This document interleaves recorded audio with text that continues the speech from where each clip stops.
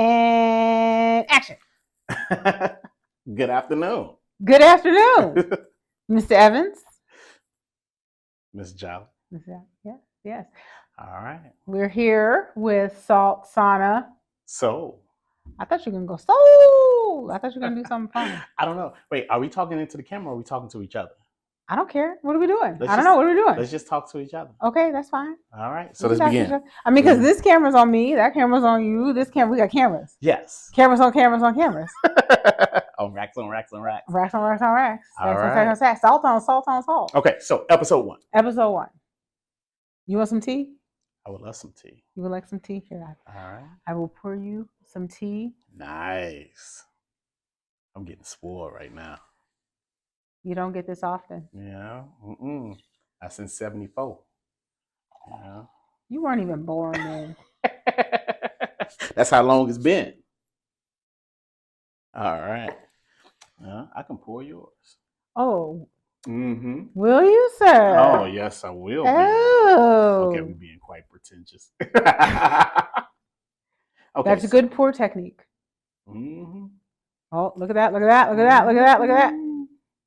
Thank you, dear. You know. Cheers. All right. Okay. So, where should we start? Ooh, what is Salt Sauna Soul? Absolutely. Okay, I think that's a great question. Yes. So I think let's define it. I think Salt Sauna Soul is our attempt at bringing health and wellness in a more fun way that everybody can kind of understand. Okay. What do you think? I think it's a way to kind of really, I think, educate people on the different therapies and modalities is in the wellness space. Since we have HaloHeat Sauna Studios in our wellness location, I think it's also a way to just really further enhance this wellness conversation, right? / mindfulness. We've been talking about that. Well, I mean, how long has it been? Over a decade or so about the probably mindfulness longer as a movement. So I think it's our attempt of jumping into the fray, giving some other perspectives that might not be fully talked about because a lot of people don't understand. Salt treatments, sauna. Maybe we should probably tell people who we are first. Okay. Because you mentioned. No, I did. You mentioned our company, so we should probably tell people who we are, and then go from there. You want to go first? All right. So Steven Evans, right? Donna's other half.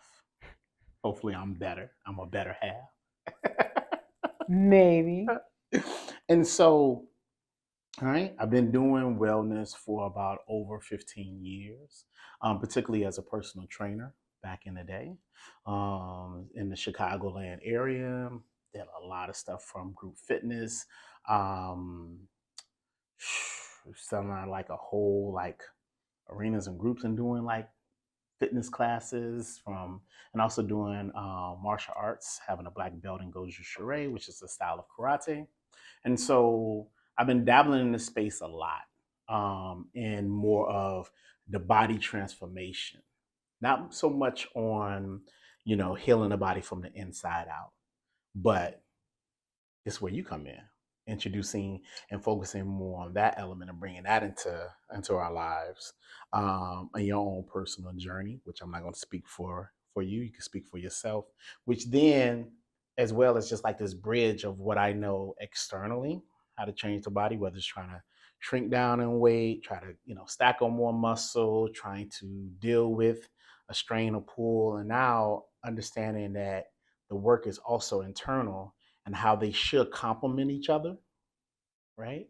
And sometimes the internal should take precedence over the external, right? And so that's how we end up, for me, my part of joining, starting HaloHeat Sauna Studios, and then us doing this full endeavor as well.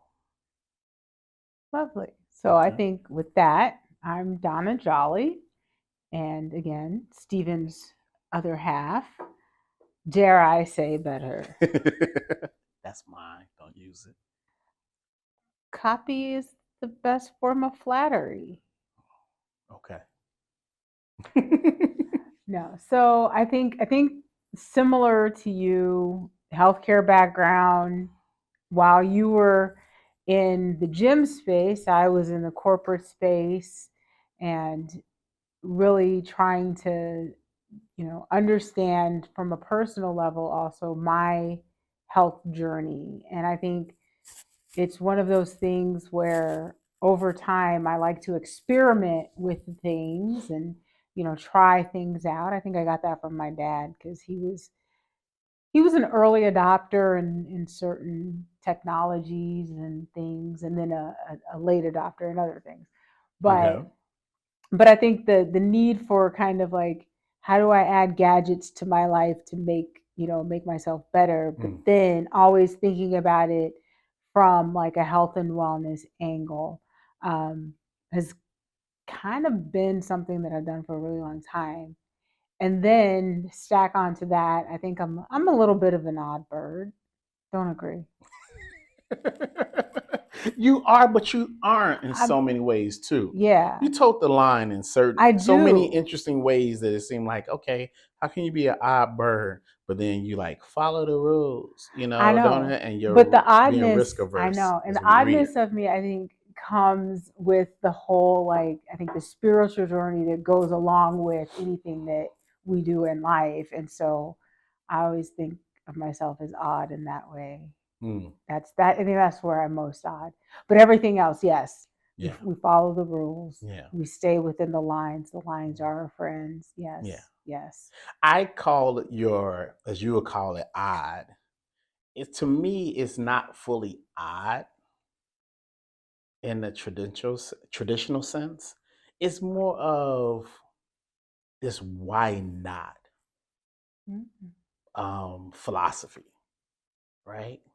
Which manifests its way in so many different ways, which, really the root of it for me is a sense of like there is this boundless things to about life to explore and to incorporate, to adopt, to use, to interact with. And you're not scared to like invest in that as it relates to systems or processes or services or equipment and things. It's like, why not? And if it's sense of like, why can't I have the life that interests me or fulfill me? Why not? So why not have a sauna in your house? Why not have, you know, 40 to 50 different flavor of teas? Because I may have a particular interest on Tuesday at 4:45 that I may not have at 6. And I want to be able to explore and have that readily available to me. Why not if it doesn't really hurt my finances? Why not if it's not hurting anyone? Why not? Well, most people will put that as a limitation. You see, like, why not explore it? Why do I feel like I just got told on? I like tea, okay? I like tea. I'm just saying. I There's think it's. nothing wrong with that. I think Good that's a for little you. better than odd. That's all I want to say. Okay. I will. Okay. I receive and accept. Receive and accept that. So Okay. I think we should also probably tell people. So you mentioned HaloHeat Sauna Studios a couple times. So let's just say HaloHeat Sauna Studios is our wonderful, lovely sponsor for this podcast. Yes. It also happens to be our business. Yes. Hint, hint. You want to tell folks what is HaloHeat? HaloHeat is a wellness and slash therapeutic location. It's basically private sauna suites that an individual can book out that they can share and decide who they want to share that space with, whether it's by themselves or with a significant other or friends or family, whoever you feel comfortable with. You share that space with. Whereas traditional saunas is more of an open room, it's very open and communal. Whoever walks in the overall facility gets access at different points. This is more private. Within that as well, right? What makes HaloHeat very, unique and special is because what our saunas can do. It has a Halo generator, which is a salt generator. So if you're familiar with salt caves, which I know you are, it allowed to pump fine medical grade particles of salt into the air, which then that's where some of the therapeutics come in, right? Good for respiratory health, right? If you're dealing with a cold, flu, or whatever. And then on top of that, so we can talk about it more in detail about the benefits of salt. But then we also, our units can also give you red light, therapy as well. Each room is a private suite, so it's a TV that you can Bluetooth inside. I tell a lot of guys, I'm like, hey, you can come and watch the game, right? You come We in on have a some Sunday, people do watch the that. football game, watch Mahomes play, and get your wellness treatment in, and don't miss a beat because it's Bluetooth right into the sauna. And that's what I like to do, and I find it very, very fun and enjoying, right? And so from there, you transition to and that's a 45-minute experience. And then from there, we transition to our cooling lounge where we have an acoustic sound vibration lounger and also zero gravity massage chairs to do further deep tissue massages or relaxation and stress relief, as well as we have a wonderful tea station that I grow a peppermint blend, right? Of chocolate spearmint, right? And And peppermint. peppermint, And peppermint. and then a flavor of the sugar as well. And so it's a very unique blend that you won't find anywhere else. And that's HaloHeat Sauna Studios, Okay. soon to be franchising. Just want to point that out as well. I like how you throw things in. It's wonderful, wonderful. So yeah, so HaloHeat. So I think we should probably even tell people how did we get started in this business? Ooh. You want to do your version first? Sure. The skinny of it. I tell people Oh, the this. skinny. The Okay. skinny of it is, and when I tell people this, they kind of look at me like, no, for real. This is the truth. This is the truth. Scouts honor. Okay. The truth was I wanted a new sauna for the house. I wanted a There we sauna for the house. Yes. And it was we She admitted. already had a sauna. We had one, nothing perfectly good one, nothing wrong with it. It was fine. I just wanted to be able to lay down in the sauna. It is so wonderful that you start off telling I mean, I don't this authentic truth, because the other story is totally different that you crafted at first and you told everyone, but I knew. I don't remember another story. I mean, the only add-on to that was, how we came about turning me wanting a sauna into a business, which was, thank you, Google, for listening to everything and watching everything that I do, because I was also looking for a business to buy. Like I wanted to make an exit from corporate life, and I was like, how could I do that and still have income? And so we were looking at businesses, and there was a business in the Chicagoland area that happened to be a salt cave, and I kept looking at that business over and over and over again. And Google at the same time was like, why do you keep looking at salt caves and you keep looking at saunas? Maybe you want a salt cave sauna. And it showed me this wonderful machinery. And again, it comes with my father, with the early advance, get on technology advancements very quickly. Oh, so you're gonna blame this on Pops? Pops got Pops got the reason yeah. why I am my father's daughter. I am Charles Jolly's daughter. So yeah, so it kept telling me I wanted this sauna, and I said, okay, yes, this is the sauna I want. I want the kind. It needs to still be big enough so I can lay down in it. And then I found out the price of that sauna, and I said, my lovely husband, if I purchase this, I love how I'm lovely without consulting my lovely husband. You laid it on a little thick. Okay. But it's true. Scouts honor. Wait, Scouts honor. Scouts honor. This is the truth. I said, I don't want to get in trouble. So I think we'll have to put a pin in that. But then I kept thinking, what am I going to do with my life when I grow up? And somehow I said, business. And I said, how could I make it a business? Okay. So from my selfishness, I'm bringing to you.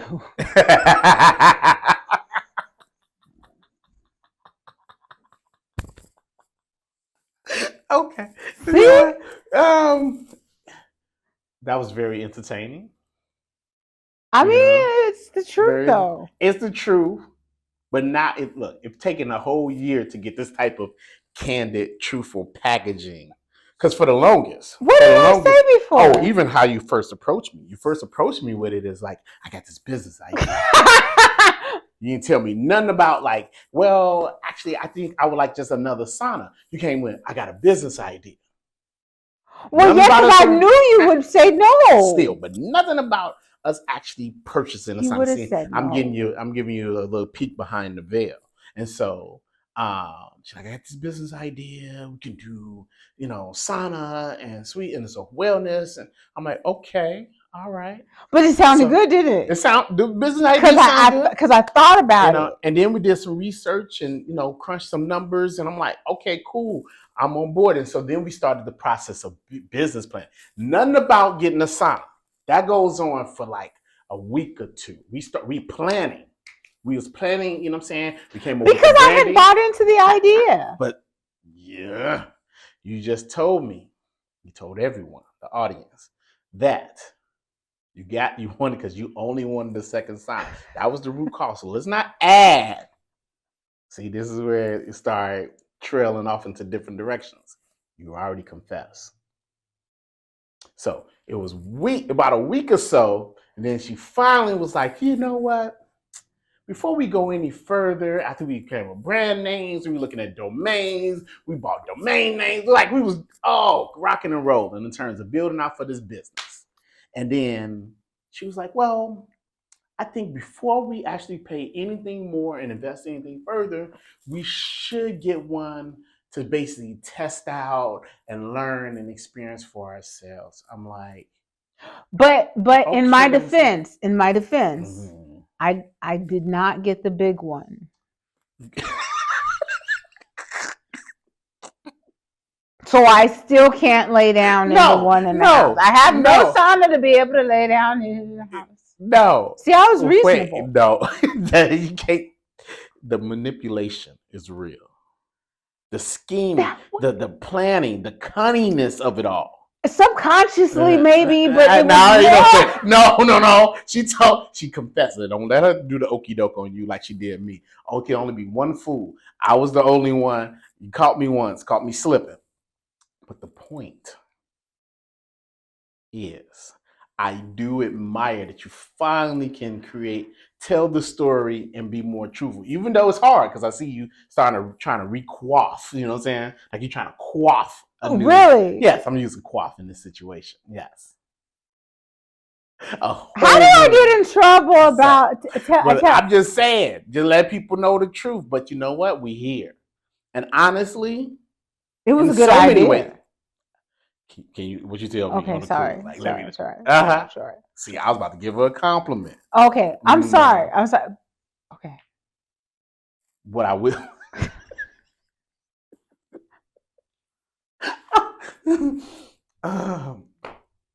Girl, I almost said a few things.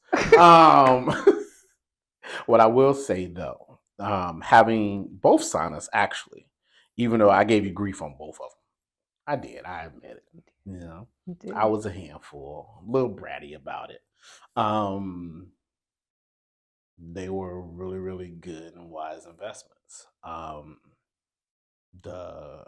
we can talk about it in detail, but just the convenience of it to be able to also, I learned a lot.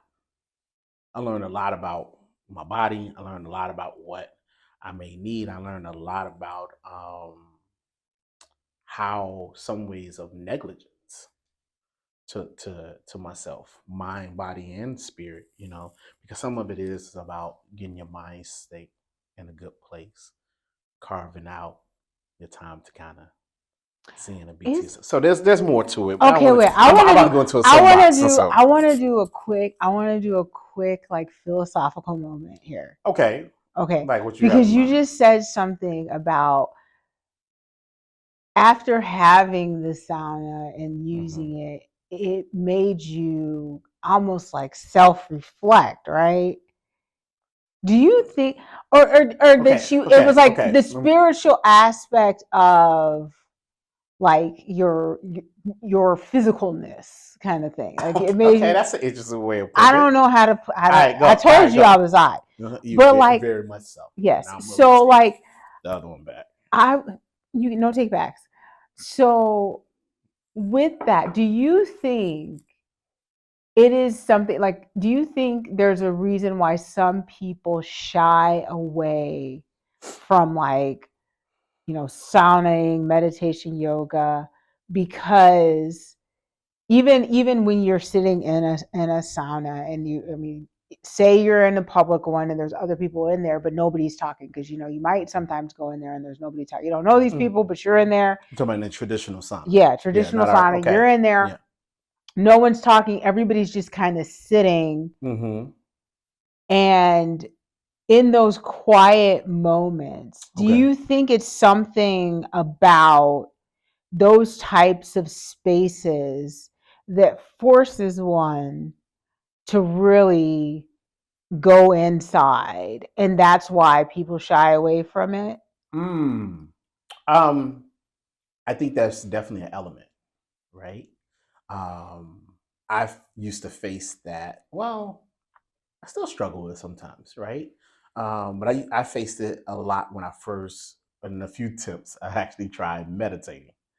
Man, that hamster wheel, that chaos that was inside my head, the quietness just did a number on me because it was like um, when I'm used to moving, Mhm. right? So to sit still felt very, very restrictive. Um, and then what do you do with all this stuff that kind of spring up? Um, and so I do think it plays a part for some people that, but I don't know how aware many of us are on the being still and then also see value in it. Because I know for me, which is I think sometimes where we run across wherever, that a lot of times you see value in certain stuff that I just like. I don't see the. It's not that I dislike it. It's hard for me to want to even explore to get what you're talking about getting out of it because I'm struggling just to see the value in it, the value proposition, and um and I think maybe sometimes that's a guy thing. I know it's not limited to just guys, but I think sometimes I feel like it's a gender based thing of like just whether it's culturally how men have been socialized, or it's just something about us like I gotta find the point. If it don't find the point, then it doesn't mean ish. And so, but I do think I do think it plays a role. Not completely, but I do think it plays a significant role for those two reasons. One, just being still, cr- creating and stirring things that you just not. It's like a toddler when you try to like finally try to restrain them, and they just Like, start. no, I'm not ready. Yeah, I'm not sleepy. I'm and then not some sleepy. is just like socialize. Like I don't see the point. So hopefully, part of Halo Heat and what we're doing with Salt Sauna Soul that we like help people also see the point, and it's not a and being mindful that browbeating or trying to like pull and tug individuals to this space is probably not the best approach, right? It's not a successful approach just to get someone to just consider it, just a consideration. And hopefully self-discovery comes from there. So what are your thoughts on it though? I think I agree with a lot of what you were saying because ironically, before we decided to do filming today, I went and had my Reiki session, and I hadn't had a Reiki session in months. Mm-hmm. And the one thing about whenever I do yoga, meditate, go have energy clearing or whatever, my mind is always going. And one of the things I always think about when I'm not supposed to be thinking is that I'm not supposed to be thinking. So then I try to go into mantra mode. Then I'm like, thoughts will come in and then I'll register the thought and then it's like, oh, let the thought go. And I think there is this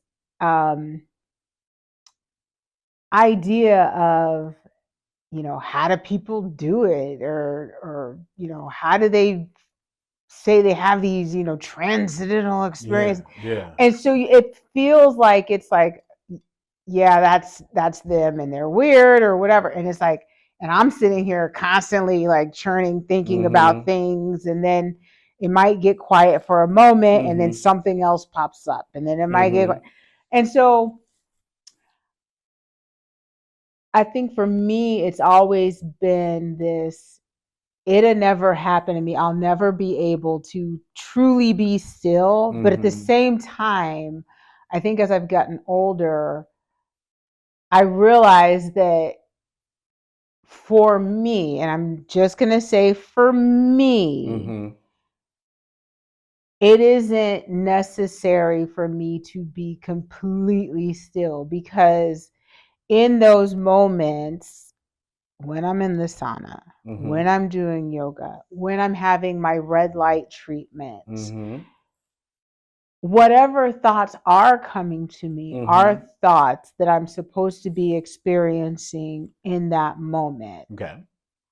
And it's only when I try to ignore them that more floods. But when I actually do just kind of like, okay, I'm supposed to take something with this, I'm registering it, and then it's like, all right, what's next? But it's like, it does still help me to calm and center.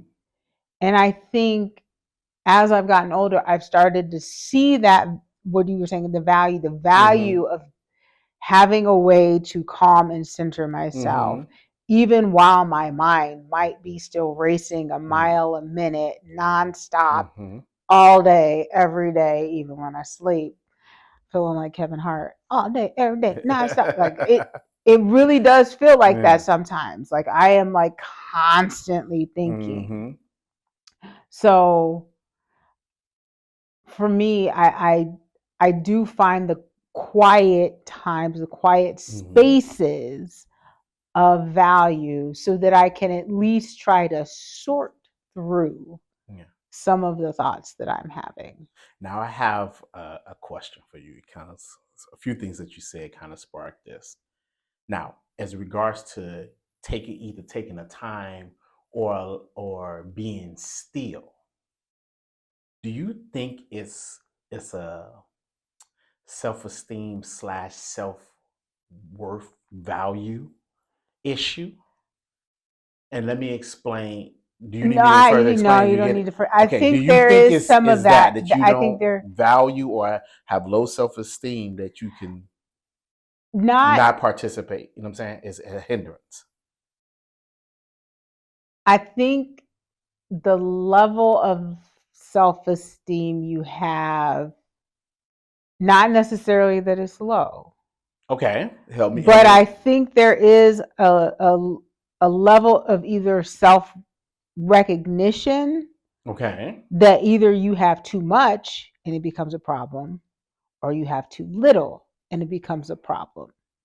Okay. Because remember, like I always want to say, everything is about balance. Okay. Because if you think about those people, and we all know one, that are narcissistic. Yeah, we know a few. We know some. Could you actually see them sitting still in a sauna by themselves meditating? They're usually the ones like say No. they'll come in and they'll be like, "Oh, let's go do, a sauna," and then they yapping the whole time. Yeah. Yeah.